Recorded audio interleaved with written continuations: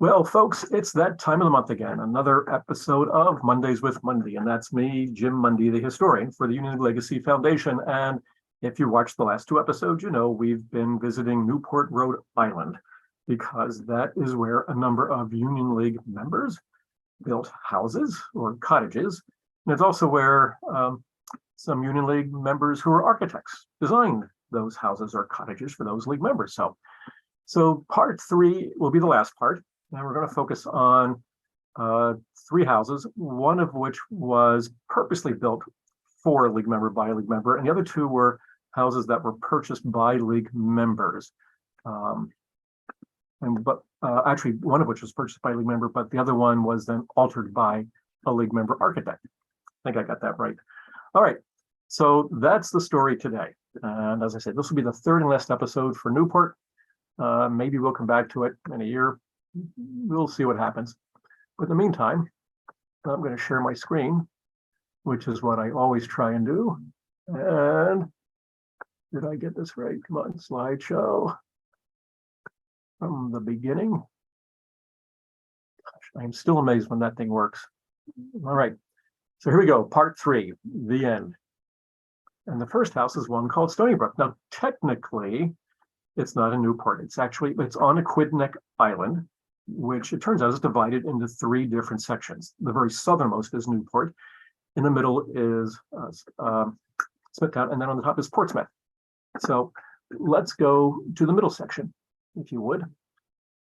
And this is a house that was built for the happy couple we've run across in the past a few times, Edward and Marie Louise Knight. Now, this is Edward Collins Knight Jr., whose father was a founding member of the League, multi-millionaire, made his money beginning with the Cuban molasses trade, but who also had a patent for the first railroad sleeping car to be made in America in the 1850s. And he would then sell that patent to none other than George Pullman, who turned it into an incredible industry in itself. Edward Collins Knight Jr., though, had the reputation for having more talent to spend his father's money than to make his own. We've clipped on that before. And his wife, Marie Louise, had a reputation for being a little crazy. Horace Trumbull built their first house for them at 1629 Locust Street. And apparently Mrs. Knight would go outdoors brandishing a pistol and start shooting up and down the street. So that was the signal for all the families who lived there to get their children and their pets inside because they were all in great danger. So those are the Knights. Must have been incredible to be friends of theirs. And this is their first house, designed by Horace Trumbull, completely 100% by Trumbull, 1629 Locust Street. And to the right of it is the parish house for St. Mark's on Locust. So that is their first house, neoclassical French revival, right? And I've been in it a few times, and it is remarkable, especially for a house so small. It's amazing how big it looks. This was their second house. This one is in Newport. This was Clarendon Court, named after Knight's first wife, because Marie Louise was the second. Her name was Clara Dwight Knight and Clara Den Hall. So Locust Street was 1902. This is 1904. So very quickly after the Center City house is finished, they're moving to Newport. We've come for that. What's left of the Gilded Age social scene. All right. And we heard about this one in the very first episode. And that brings us to, now that's Aquidneck Island, all right, in the middle with that red stripe. And that is the section where Stony Brook was built. And you can see that little peninsula, kind of like the little boot of Italy, and if you will, and towards the lower right corner of the island. And just above that is the location of Stony Brook. Now, what makes it different in some respects is that it was originally built on 75 acres, whereas most Newport cottages might have been as many as 20 or something like that at the most. Rock Point might be one of the larger ones. We'll get to that at the end. But this made Stony Brook just the largest estate on Aquidneck Island. And it was simply built as a summer home for the Knights. Okay. Now, the date of the house is 1927, 28, maybe 29. And in this diagram, you can see it at the bottom, number 501. That is the original house itself. And the other houses are all outbuildings, like a gardener's cottage, the carriage house, and the guest house, and things like that. So, and you can see it's on the Seconic River, which empties into the ocean. And this is the Indian Avenue view of the house itself. It was designed in what's called the Anglo-Norman medieval revival style. So take your pick. But what makes it, I think, interesting is that it's relatively small in scale compared to the Newport houses, but it still has a uniform feel. It still has this wonderful visual appeal, even with that darker stone, the colored stone that was from a local quarry. That just makes it, I think, very pleasing. And the fact that it's not overwhelmingly large either. You can see the second floor is all dormer, basically. This is the ocean side, or the Seconic Riverside, the ocean side. And again, you can see it's a big building still, but not as big as the other ones, though. And again, I just love the way the dormers and the gables alternate around the interior, the landscape there. Good stuff. All right. And this, now you can see it is not symmetrical.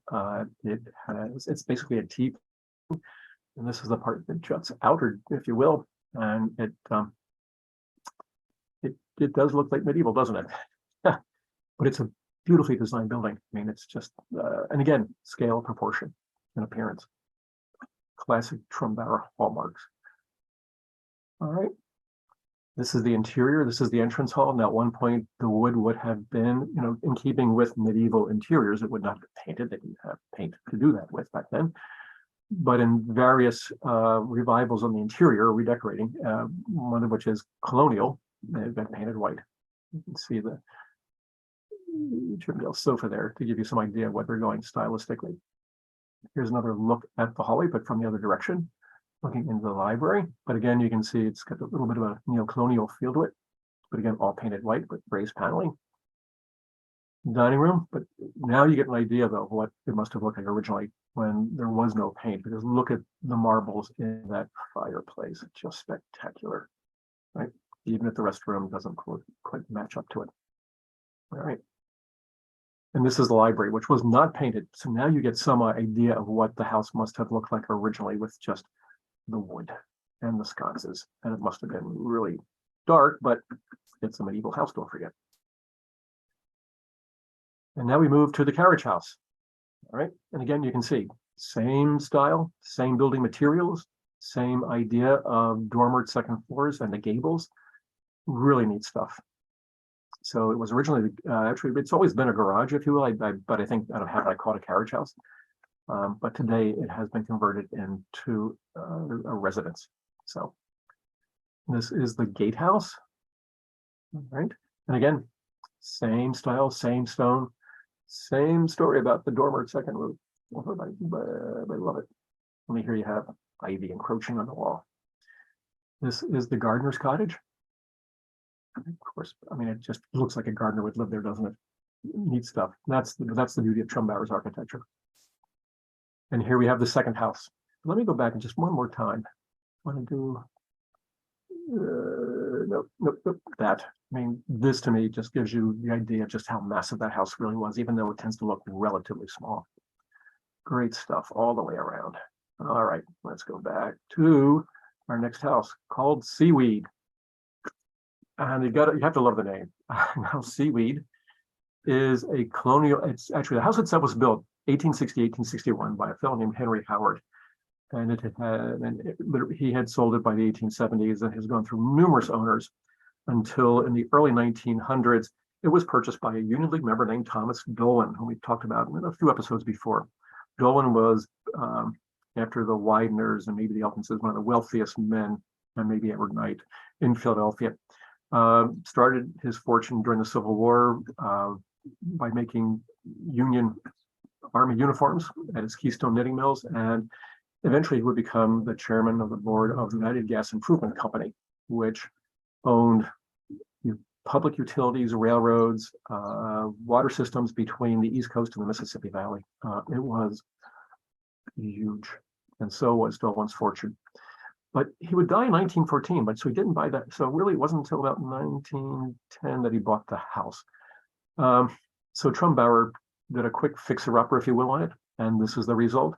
It sits on the southern point called Bailey's Beach. So if you look at the center of the map, you can see Bellevue Avenue going down the center. You can see the numbers 28, 26, 29, and go to the left of 29, you'll see the end of the cliff walk.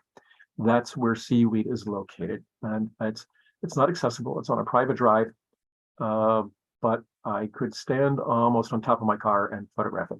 So this is Thomas Dolan, fascinating looking character. There's sometimes I joke that he looks like a Jesuit in some ways, like an Irish Jesuit, but anyway. So this is Seaweed up close. It is still privately owned today. I don't believe it's in the Dolan family any longer. So I think they now somewhere in Maine. So that was Seaweed. And here we have Rough Point.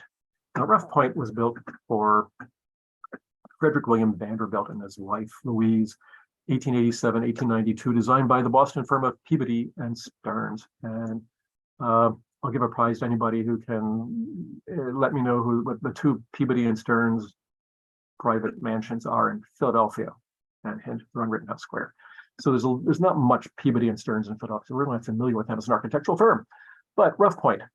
All right, again, a summer cottage, local rough-hewn stone. This is what it looked like originally when the Vanderbilts lived in there during the summer season, which was generally mid-July and August. And this is what it looks like today. And I purposely included this slide because on the far right-hand side, the part behind the scaffolding is an addition that was added by Horace Trumbauer. So let me go to, and as is the one on the far left-hand side as well. And as we all know, Trumbauer was a league member, even though the owners have never been league members. So that's what the addition on the right-hand side looks like. So Rough Point, built for the Vanderbilts, went through a few owners. By the early 1900s, it was being leased or rented as a summer cottage.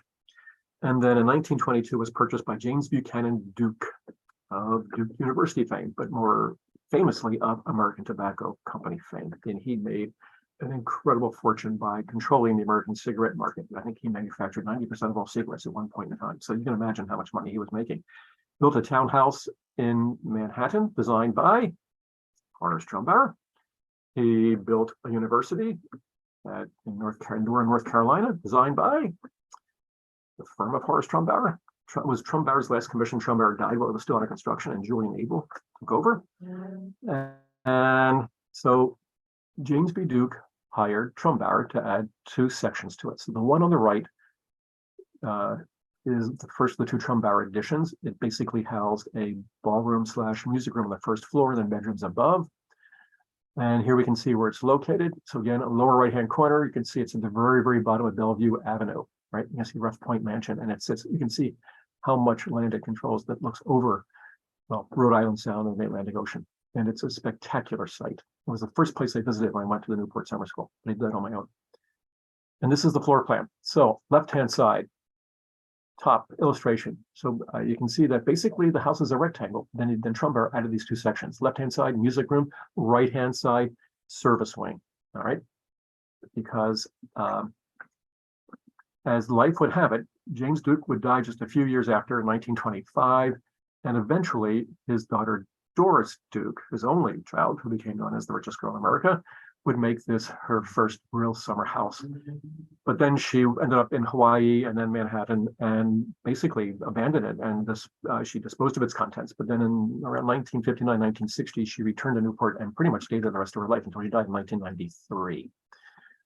And so therefore the Trumbauer additions are very much were part of Rough Point during her second visitation of the house, if you will. And here we have an aerial view. You can see how it's sited right there on the point, left-hand side. So you can see the two large gables in the center of the building.